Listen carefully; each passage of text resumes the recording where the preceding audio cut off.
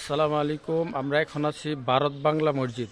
এখানে ভারতের মুসল্লি এবং বাংলাদেশের মুসল্লিরা এই মসজিদে নামাজ পড়ে। এই মসজিদ এরকম। এখানে মসজিদের কাজ চলমান। ওই সীমানার মাঝামাঝি পড়ছে, তো তার জন্য নাকি কাজ করতে দেয় না। 1820 সালে স্থাপিত মসজিদ এই অবস্থায় আছে এখনো, ভারত এবং বাংলাদেশের মাঝখানে। এই পাশে মসজিদের এই পাশে হচ্ছে ভারত, এই যে পুকুর এটা পড়ছে বাংলাদেশে, আর আপনাদের ওটা হচ্ছে ভারত। এই যে এই পাশে মসজিদের এই পাশে ভারত। ওই যে লোকজন দাঁড়ায় আছে, ওরা ভারতের নাগরিক দেখা যায়। মোটরসাইকেলে লোকজন দাঁড়ায় আছে, তারা ভারতের নাগরিক।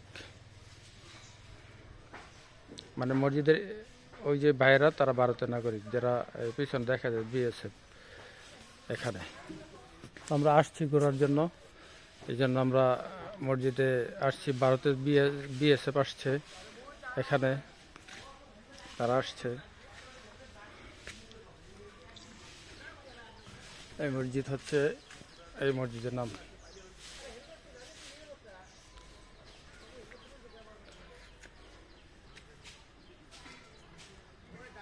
ভারতের বিএসএফ আসছে এখানে। বাংলাদেশের বিএসএফ আসলে রাগারাগি করে, এই জন্য বেশিক্ষণ থাকতে দেয় না।